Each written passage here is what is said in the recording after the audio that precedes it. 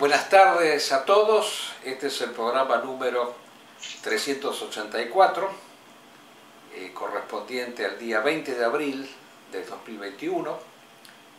Estamos acá en plena pandemia, en la ciudad de Buenos Aires, en la República Argentina. Todavía no ha empezado el horario de veda circulatoria, que va a ser dentro de muy poco tiempo.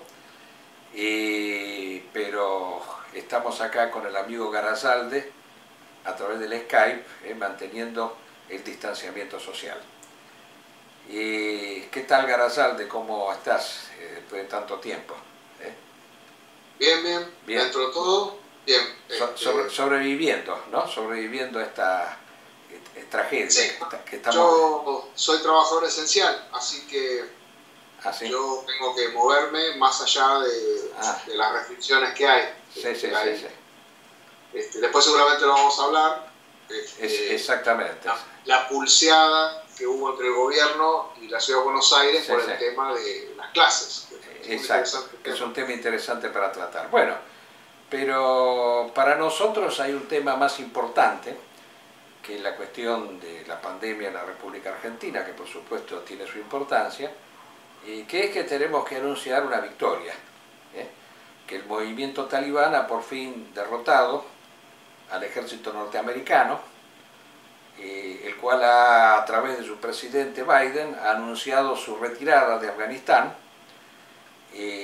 luego de casi 20 años de guerra, y lo ha hecho justamente en una fecha paradigmática, significativa, que es justamente el 11 de septiembre, que fue lo que originó la invasión.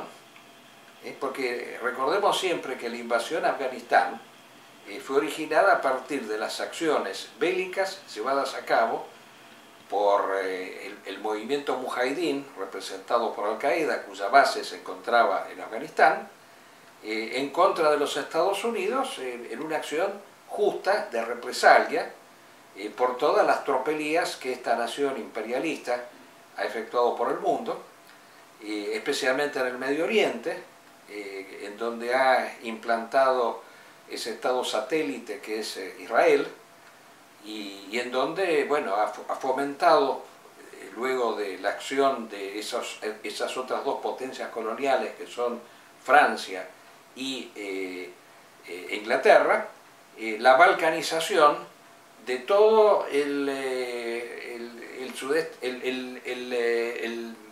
el Asia, el Medio Oriente, lo que era antiguamente el Imperio Otomano, que lo ha disuelto en varias pequeñas republiquetas. Es interesante al respecto, porque este tema de alguna manera lo tratamos en el programa radial anterior, pero ha habido un reportaje sensacional que ha efectuado la BBC y que nosotros lo hemos reproducido en la página de la agencia Caliyuga, que es el reportaje que se le hace al gobernador talibán de la provincia de Bak, cuyo nombre es, a ver si lo digo bien porque no es fácil de pronunciar, Hekmat, es el apellido, Hekmat, el cual es reporteado por un equipo de periodistas de la BBC, y son muy interesantes sus conceptos, ¿no? Porque, bueno, lo primero es interesante el hecho de que este gobernador es presentado como una persona pulcra, dice, está pulcra y perfumada, dice el periodista de la BBC. Claro, si uno se puede analizar, la imagen que uno tiene del movimiento talibán es de un movimiento que vive en la clandestinidad, que vive en las cavernas o que vive en las montañas, ¿no? Y que por tal motivo, bueno, difícilmente una persona puede estar acicalada ante un reportaje periodístico al vivir en este estado severo de clandestinidad. Pero lo que se muestra en las imágenes, que el gobernador de Balkh vive prácticamente en una ciudad. El movimiento, en pocas palabras, el movimiento talibán ya gobierna Afganistán. Y el régimen títere impuesto por los norteamericanos a través de su invasión con la colaboración de 50 países satélites, entre los cuales, bueno, están los países europeos, están incluso países latinoamericanos que han prestado su colaboración de alguna manera a esta tropelía colonial. La ONU prestó su aval a esta invasión, hecha inclusive sin haber antes determinado con exactitud la responsabilidad del movimiento talibán. En esta justa acción, que nosotros insistimos, el 11 de septiembre, fue una acción justa y necesaria. Fíjense que el régimen colonial vive nada más que en las zonas céntricas de las principales ciudades, protegido por lo que aún queda del ejército norteamericano, porque son muy pocos los norteamericanos que hay, y otras potencias coloniales que colaboran con ellos. Ahora, acá al respecto hay que decir que, bueno, por ejemplo, el señor Ghani, que fue el elegido en las últimas elecciones, no es propiamente el presidente de Afganistán, es el intendente de la ciudad de Kabul, es como el Larreta que tenemos acá, más o menos, ¿no? Capaz que un poco más vivo que Larreta, pero más o menos es de ese tenor. Y yo lo que supongo es que, bueno, cuando se vayan los norteamericanos y los países satélites que están con ellos, esos países sometidos a Norteamérica, España, Italia, en fin, todas esas republiquetas insignificantes que viven y laten en función de lo que Norteamérica les indica que hay que hacer, bueno, ellos van a tomar ya definitivamente el control del país. Eso es lo que va a suceder. Indudablemente, bueno, va a ser una cuestión de horas. Por eso lo recomendable es cuando los norteamericanos se van, se lo lleven a Ghani consigo, porque si no lo linchan directamente. El movimiento talibán ya ha dicho claramente que todos estos que han colaborado con la ocupación van a ser ajusticiados. Ahora, yo quiero aquí primero felicitar al movimiento Al-Qaeda, porque es el gran victorioso de esta guerra. Bin Laden la provocó a propósito de la guerra. En la declaración que Osama hace, cuando aún estaba vivo, él dice que hay que atacar a Norteamérica, que es más fácil que Rusia, porque Rusia, o la ex Unión Soviética, nos costó 10 años de una guerra sangrienta, muy dura, pero los rusos luchaban, los norteamericanos simplemente lanzaban bombas. Esa es la actividad. El norteamericano, dice, es un pueblo que lucha, pero utiliza maquinarias principalmente, porque rehúye la guerra. Y Bin Laden lo tenía muy claro con la experiencia que tuvo en Somalia, en donde una pequeña acción bélica prácticamente desbarató a los Estados Unidos, y luego de haber visto, cuando estaba Clinton en el poder, lo fácil que se derrotaba a Norteamérica, dijo, bueno, acá es en nuestro momento, es un tigre de papel. Lo repetía un poco lo que decía Mao Zedong, en otro contexto. ¿Querés agregar algo? ¿O me equivoco, no? Bueno, la cuestión es la siguiente, que el periodista le pregunta, pero ¿y ustedes cómo es que...? No, dice, miren, acá había un problema de vida o muerte, acá nos querían imponer la democracia. Y para nosotros, los musulmanes piadosos, que es un poco el equivalente al católico gibelino en nuestra civilización, no a este papa, esta basofia que tenemos, sino al catolicismo en serio, a la religión en serio, a la unidad trascendente de las grandes religiones. Y para nosotros es un régimen de perversión la democracia, porque la democracia, ¿qué significa? Significa la negación de la soberanía de Dios, o sea, del gobierno verdaderamente, porque gobernar no es lo mismo que administrar. Administrar es la tarea subordinaria, subsidiaria, que depende de la acción del gobierno, por la cual el hombre satisface sus necesidades primarias y elementales. Gobernar, en cambio, le dio una clase de ciencia política, esto es interesante. Dice, gobernar, en cambio, es elevar el hombre a Dios, porque el hombre está en esta vida para alcanzar la eternidad, no está simplemente para llenarse la panza y tener sexo, que es lo que en última instancia quiere el sistema burgués. Está para alcanzar la eternidad. La función del gobernante es la función de un pontífice, de alguien que trata de elevar al hombre hacia la eternidad. O sea, el Estado es esencial. Lo que la invasión norteamericana quería hacer era destruir el Estado, era implantar esa basofia que existe en el mundo entero y que hoy está clarísimo que no sirve para nada porque no puede hacer frente a la pandemia de manera decente, ¿no? Contra eso había que luchar y nunca íbamos a aceptar, aunque tuvieran 20 años, se estuvo resistiendo y no se aceptó nunca, de ninguna manera, claudicar frente a la democracia, el peor de los sistemas posibles, porque es el sistema secular que niega a Dios, que es lo principal de la acción de gobierno. El que gobierna es aquel que conduce el hombre hacia Dios, hacia la eternidad. El gobernante es un pontífice.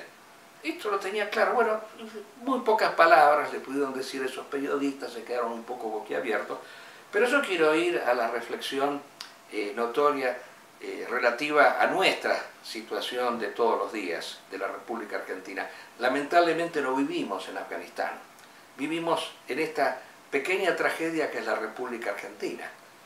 Bueno, acá nosotros tuvimos una ocasión similar, que fue la famosa Guerra de las Malvinas, en donde también nosotros tuvimos esa misma invasión, porque la señora Thatcher, cuando lanzó su invasión a la República Argentina, explicó en su momento que lo hacía para hacer que los argentinos abandonaran esa dictadura fascista que los estaba oprimiendo, y pudieran disfrutar de las delicias de la democracia, ¿no? Eso lo dijo claramente la señora Thatcher, O sea, nosotros hacemos esto para traer la democracia.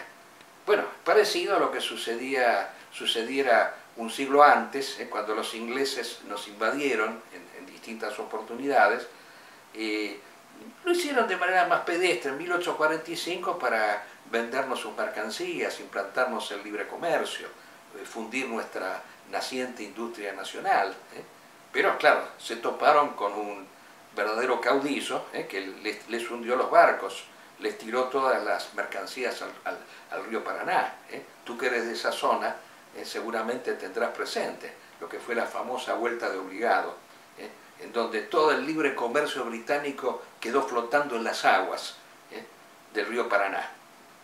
Y nosotros no aceptamos eso. Bueno, lamentablemente la derrota de Caseros nos implantó la democracia y hubo un intento muy sutil de evitar esta invasión en donde se nos implantara definitivamente la democracia, que lamentablemente sucedió, porque nosotros soportamos nada más, y por eso es tan importante estos 20 años de resistencia talibán, porque nosotros resistimos nada más que 2 meses y medio en la invasión británica, en la guerra de Malvinas.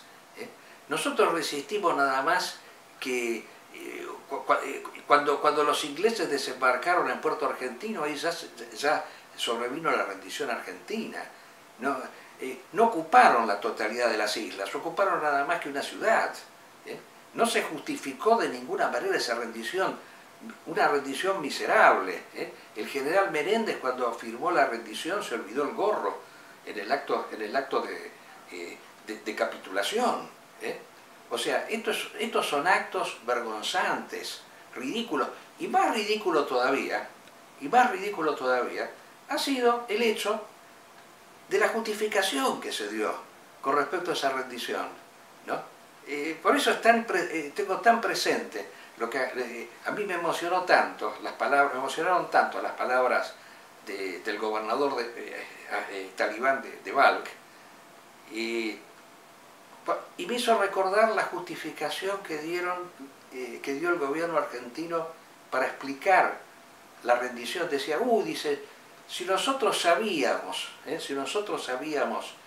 que el enemigo estaba tan bien armado, que tenía armas tan sofisticadas, como por ejemplo los visores nocturnos, ni loco se nos ocurría hacer la guerra.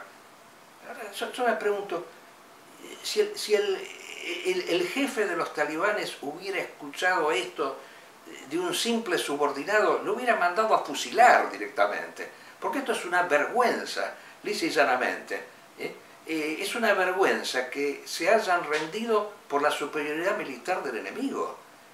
Si el talibán hubiera reflexionado en esos términos, ¿Qué 20 años de guerra?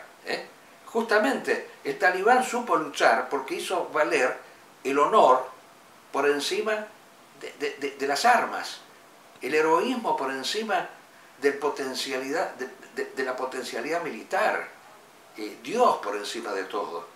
O sea, donde hay una fe en Dios y la gesta de Malvinas se hizo bajo la advocación del Santo Rosario, no hay que rendirse de ninguna manera. Bueno, yo quiero llegar a esto.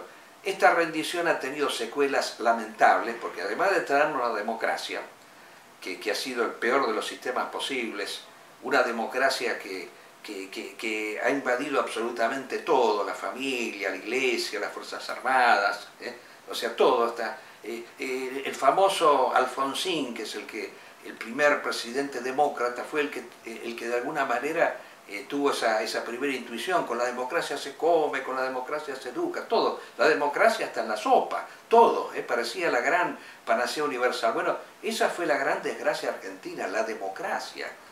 Y al mismo tiempo de la democracia, bueno, ese espíritu de rendición, porque acá se creó la idea de que era imposible luchar contra un enemigo que tuviera mayor poderío militar que nosotros. Esa fue la idea que se inculcó. Fue una idea perversa, absoluta, y que hoy, bueno, la hemos visto después sucesivamente, porque fíjense ustedes, el espíritu de rendición que primó en las Fuerzas Armadas Argentinas, después se repitió. Todos los movimientos militares que hubo en la República Argentina, todos terminaron rindiéndose. Eso lo tienes presente. Todos estos movimientos cara pintada, famosos, ricos, en el DIN, Breidiovet, todos se rindieron, ninguno luchó como los talibanes hasta morir, como corresponde, para hacer triunfar los principios de la tradición en contra de la modernidad y de su sistema perverso que es la democracia. No, todos sucumbieron, todos se rindieron. O sea, esto fue el espíritu que se constituyó. Y lamentablemente, bueno, hoy tenemos que padecerlo también en carne propia, aún en estas pequeñas circunstancias, como ser el modo como nosotros confrontamos frente al problema de la pandemia. Acá sí que quiero dejarte hablar un poco a ti, porque hemos estado escuchando justamente los herederos de este... porque aquí faltó decir lo principal, que yo me he olvidado de decir. ¿Por qué vino la rendición? Porque acá tuvimos, los talibanes, a diferencia de nosotros, no tuvieron una iglesia que estuviera impetrando la rendición, no tuvieron un papa que vino, como nosotros, que vino acá a la República Argentina a invitarnos a rendirnos, cuando en realidad la iglesia, si hubiera sido una institución tradicional, hubiera todo lo contrario, estimulado a luchar hasta la muerte como el movimiento talibán. Acá tuvimos un papa que vino a estimular la rendición, que asumiéramos la democracia, y después volvió para ver si la democracia se había implantado verdaderamente en la Argentina. O sea, la iglesia al servicio de la modernidad, la iglesia al servicio de la revolución moderna, ¿no? Esa fue la gran desgracia. Y tuvimos, porque yo creo que las dos grandes taras que tiene la República Argentina, y yo creo que esto se puede proyectar a otros países también, son por un lado la masonería, que nos ha inculcado el liberalismo y que nos ha inculcado la democracia a partir de la batalla de Cassio, y por otro lado la iglesia güelfa, que ha sido su socia, que se pelean entre ellos, pero simplemente para crearnos la idea de que no puede haber un tercero en discordia, simplemente. Ese es el problema principal, pero son lo mismo en última instancia. Iglesia y masonería son la misma cosa. Esto está clarísimo, cada vez se ve mejor esto, se percibe con mayor claridad. Por eso todos los movimientos que vinieron después tratando de insubordinarse frente a los excesos y los delirios y las imperfecciones de la democracia en la República Argentina, todos se terminaron rindiendo, porque el espíritu de la rendición se implantó con la derrota del puerto argentino. A mí me causa gracia que hoy todavía se siga exaltando como una figura valiosa al coronel Zeneldín, cuando fue una persona que se rindió siempre. Yo no le conozco una sola victoria a esta persona. Se rindió en Malvinas, se rindió con Alfonsín y después se rindió con Menem, después de haber invitado a votar por este señor, por este nefasto personaje Menem, se rindió cuando Menem lo traicionó, porque Menem había prometido que iba a recuperar con sangre las Malvinas, y después resulta ser que le regalaba ositos peluches, y que hablaba de tener relaciones carnales con los Estados Unidos. Bueno, obviamente se tuvo que sublevar, pero a las 8 horas era demasiado, casi se perdían el tren de la historia, se rindieron. 8 horas después de haberse sublevado, batieron todos los récords de rendición. Bueno, esa es la desgracia. Y ahora yo quería ir al tema de la pandemia, ¿no? Porque estos herederos del nacionalismo güelfo que tenemos acá en la Argentina tienen una visión interesante sobre el tema de la pandemia. A ver, ¿tú qué me cuentas un poquito de lo que está pasando acá con la pandemia? Con este nacionalismo que empezó siendo autoritario, que empezó sosteniendo la necesidad de un Estado que fuera respetado, autoritario con respecto a la totalidad de la población, y después termina siendo libertario, como estamos viendo ahora en esta.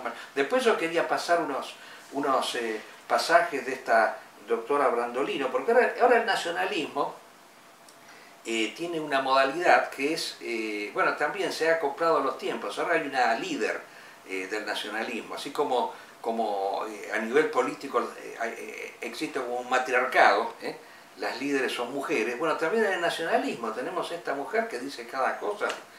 Bueno, a ver, ¿qué opinas un poquito? Porque te quiero ceder un poco la palabra porque no quiero estar hablando yo todo el tiempo, ¿no? A ver. Bueno, hago un poco también lo que usted hizo, que me gustó mucho el paralelismo entre lo que son esos 20 años de lucha contra prácticamente el mundo entero. O sea, realmente llena de emoción, porque del 2001 que empezamos a seguir esto, del centro boliviano, esta guerra, este combate espiritual y bélico que llevó a cabo una nación como Afganistán, donde el mundo entero se le vino encima. Se inventó una guerra, a la cual se convocaron a todas las naciones para ir a enfrentar al más grande enemigo del planeta. O sea, Osama Bin Laden, oculto ahí en el país de Afganistán, protegido por los talibanes, que arriesgaron todo lo que habían conquistado con mucho esfuerzo, con mucho dolor en la década del 90, territorios importantes de Afganistán, para sacarse encima a los herederos de la era post-soviética, por así decirlo. Y realmente ese motivo, porque no solamente fueron un montón de naciones, sino también los medios de comunicación, los medios de todo tipo, prensa, libros, todos golpeando, machacando, hablando hasta lo peor sobre los talibanes, lo peor.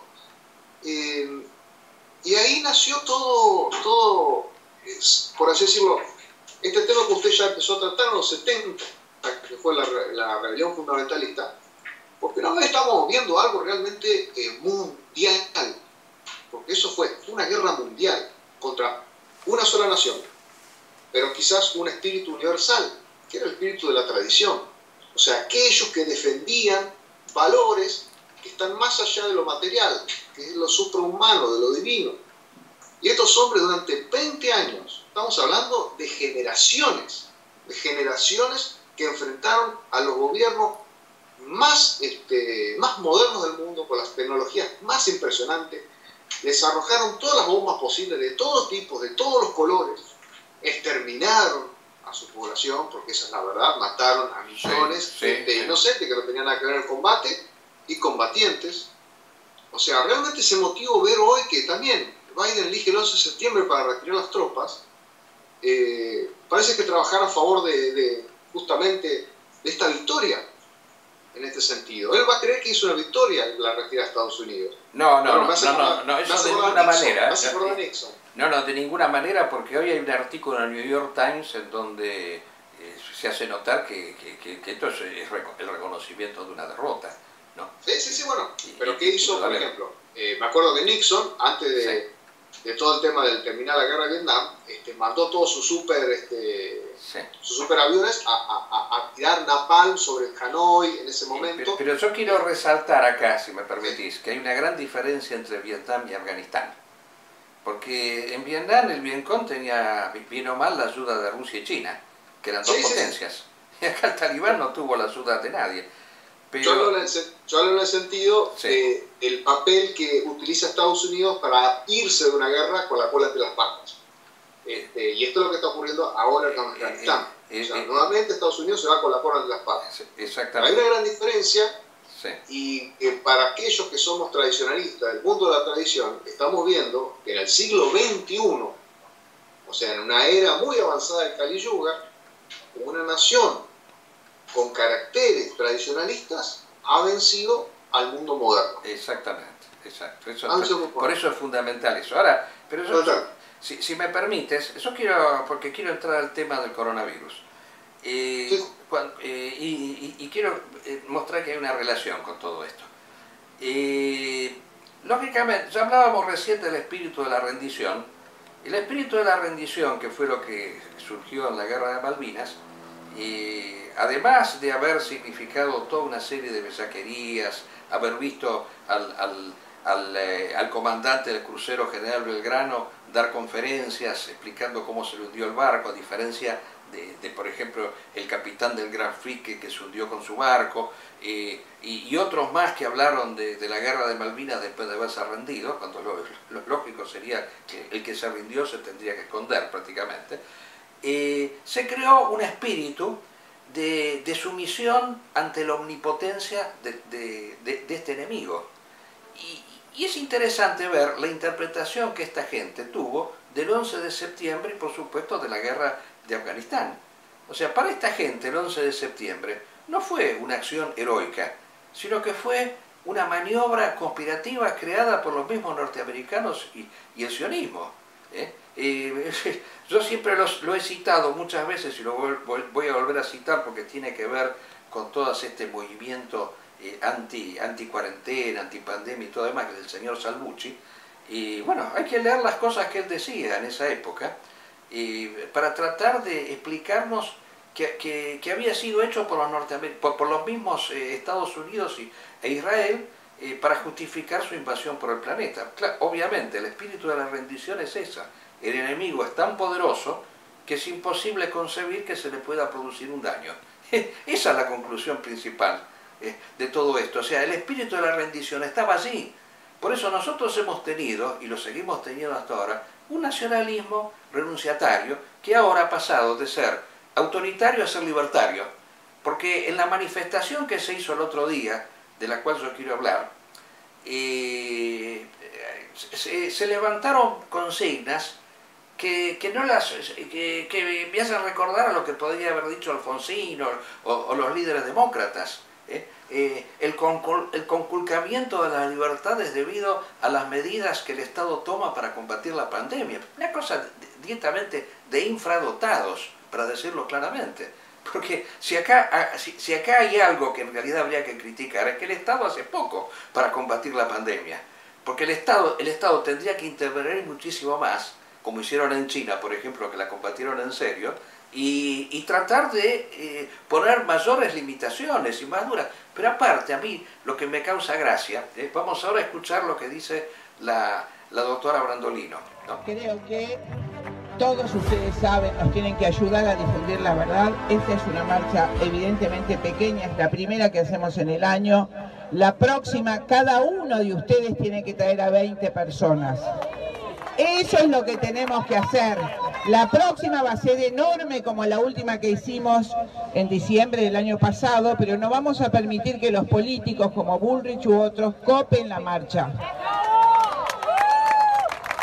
Nosotros queremos la verdad, debemos levantarnos, chicos queridos, no usen el barbijo a menos que venga la policía, se lo ponen para pasar el momento y se lo sacan. Por favor, queridos amigos, ninguno de ustedes se debe vacunar. La vacuna es peligrosísima, peligrosísima. Toda esta pandemia, como dije el 27 de marzo del año pasado, está dirigida a la vacunación universal. Gran parte de gente morirá en este momento y después por una enfermedad autoinmune que se desencadena 6-7 meses después de inoculada la segunda dosis. muchos van a morir, sobre todo ancianos en el medio, y los que sobrevivan serán manejados en su ADN con nanopartículas. Chicos, antes que ser esclavos de esa forma, debemos morir. Pero nunca esclavos, queridos míos, nunca esclavos.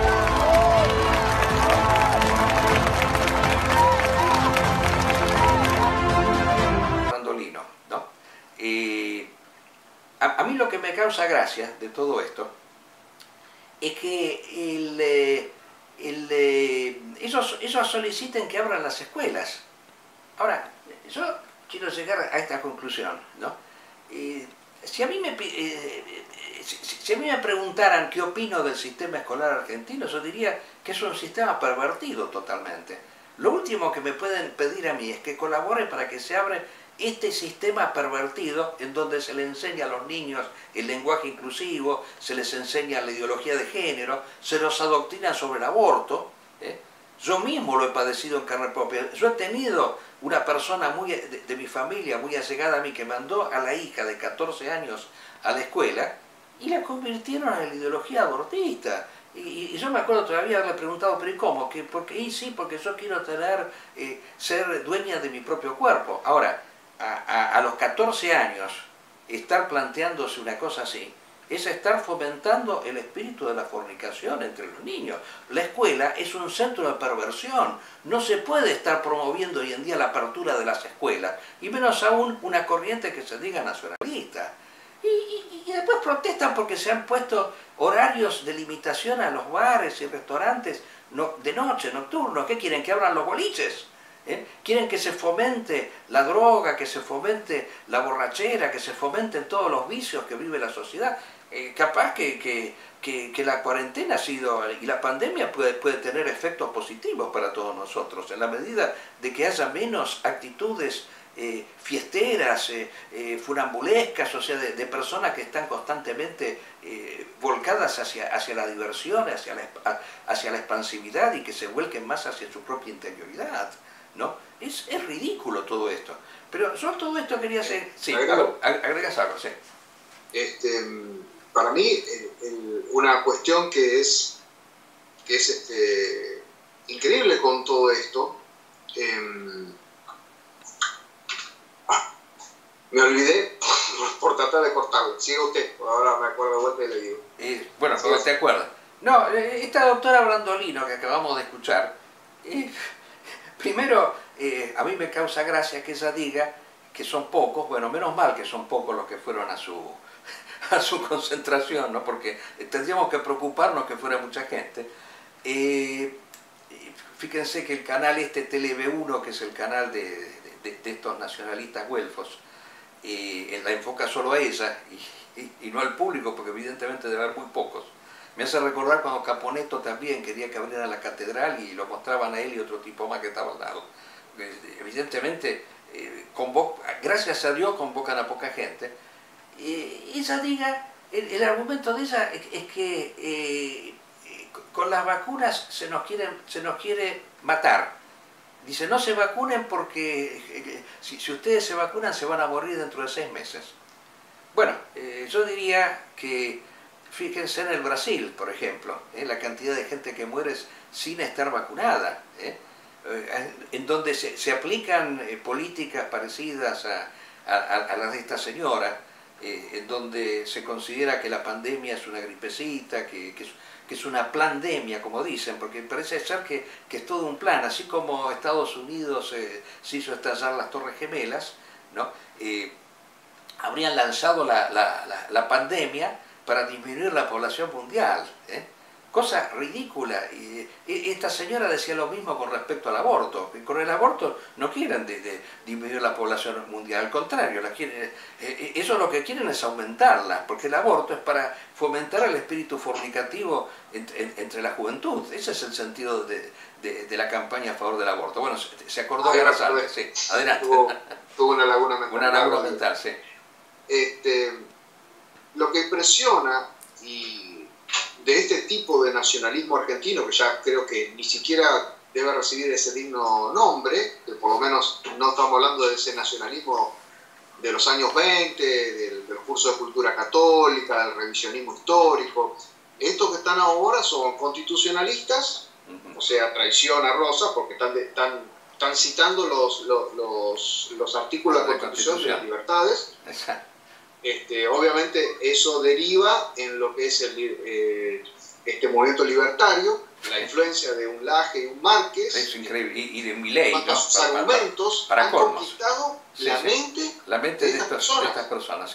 Y el nacionalismo siempre fue crítico de ambos, pero sin embargo han consumido la ideología materialista que está detrás de este nuevo movimiento, que se suma a esta era de la conspiración, que lo podemos, como usted muy bien dijo, la conspiración creo que es la forma, tendría que ser algo de psicología, ¿no? Es la forma de explicar el derrotismo que tiene el nacionalismo argentino. Exacto, es el sentimiento de impotencia. Es el sentimiento de impotencia, o sea, se sienten impotentes ante el mundo moderno, entonces frente a aquello que no puedo, y bueno, tengo que tratar de explicar por qué es tan poderoso y no puedo, ¿no?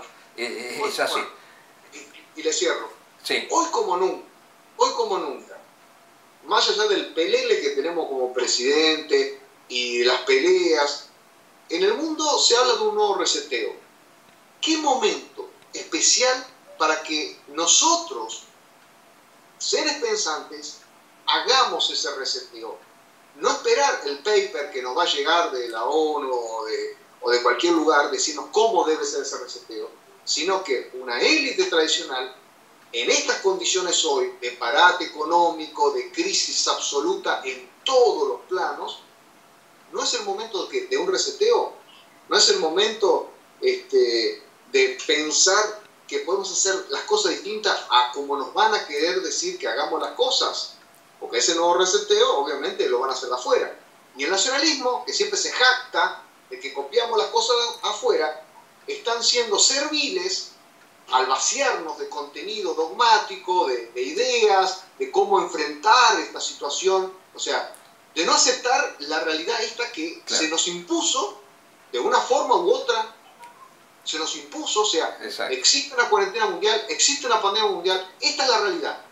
Es más, son peronistas, así que tendrían que aceptarlo, la única verdad es la realidad. Son peronistas, entonces acepten eso, en lugar de estar nuevamente con ese espíritu derrotista diciendo yo no quería estas condiciones, yo no quiero la cuarentena, yo no, o sea, es un problema como psicológico. Se creen valientes. Aparte esta mujer invitaba a no usar barbijo, pero es una cosa de loco, o sea, realmente. Es una cosa de loco, porque si hay una mínima defensa que hay es el barbijo. Está demostrado hasta científicamente que por el aire viene el virus. Esta mujer dice, sáquenselo y pónganselo solo si viene la policía. Pero esta tipa está loca realmente, ¿no? Pero aparte, yo quiero llegar a lo siguiente, ¿no? Ella fomenta que no hay que vacunarse, ¿no? Entonces incita a las personas que no, como la vacuna no es obligatoria, bueno, va a haber alguno que le va a hacer caso y no se va a vacunar, y bueno, por suerte creo que no van a ser tantos, ¿no? Porque insisto que gracias a Dios tiene muy poca influencia. Pero fíjense, una vez más trabajan para el sionismo, así como el señor Tralbucci trabajó para el sionismo, creando la idea de la omnipotencia de Israel y Estados Unidos, porque no había nada que se le podía hacer en contra, porque todos lo usaban, aún aquello que aparentemente lo perjudicaba. Bueno, en este caso, como la vacuna es un bien escaso en el mundo, no hay 11.000 millones de dosis de vacunas para impartírselas a todos, los países se están peleando por tener la vacuna. Bueno, Israel, gracias a esta gente, se ha recontra vacunado. Israel sí ha dejado el barbijo, fíjense, ella debe estar contenta, porque al fin y al cabo, pero los sionistas sí lo pueden dejar. Ellos trabajan para el sionismo, no se dan cuenta, son idiotas útiles del sionismo, Siendo Israel, claro, porque gracias a que acá... el eje de la conspiración mundial, resulta que, ¿cómo es esto? Ellos que hacen todas las grandes... Ellos se vacunan. Entonces... Sí, es realmente ridículo desde todo punto de vista, ¿no? Y si le hemos dado alguna atención, es porque sí, lamentablemente hay gente que ha estado cerca nuestro, que está todavía cerca nuestro, que cree en esas idioteces, ¿no? Esto hay que decirlo de una vez por todas. Bueno, yo creo que hemos desarrollado bastante con amplitud todos estos temas, así Psicología del nacionalismo. Psicología del nacionalismo, sí, es un fenómeno que yo espero que se termine de una vez por todas, porque acá, hasta que no nos liberemos de ese lastre que es la Iglesia Católica, que no tiene nada que ver con el catolicismo, y aún con la historia de la Iglesia, porque la Iglesia no siempre fue así. Esto tiene que ver con el welfismo, cuando la Iglesia desconsagró al Estado, cuando la Iglesia hizo que el Estado, luchó para que el Estado no fuera más un ente pontifical, como sostiene en cambio el movimiento talibán. La Iglesia estuvo siempre por la paz, por el sistema económico capitalista, burgués, o sea, lo ha defendido, lo ha defendido. Cuando el maestro Évola insistía en imperialismo pagano de que no teníamos que seguir al welfismo, bueno, tuvo razón, porque después la Iglesia le dio la espalda a Mussolini y creó la democracia cristiana, como existe, ha existido siempre, siempre respaldó, no fue una crítica de la democracia, sino que respaldó la democracia, trató de cristianizar la democracia, como también en algún momento trató de cristianizar el marxismo, porque también hizo eso. O sea, todo el espíritu jesuítico que hoy está representado principalmente por el Papa Bergoglio, es el de cristianizar las distintas expresiones de la modernidad. Los jesuitas trataron de cristianizar el evolucionismo con Teilhard de Chardin, al marxismo con el padre Calvé, a Descartes ¿cómo se llama?, al racionalismo con Descartes en su momento, que era también formado en la escuela jesuítica. Bueno, y ahora tenemos estas experiencias de cristianizar la modernidad en sus tiempos terminales. Liberémonos de esos dos cánceres, masonería e Iglesia Católica. Bueno, y hasta el próximo programa, si Dios quiere.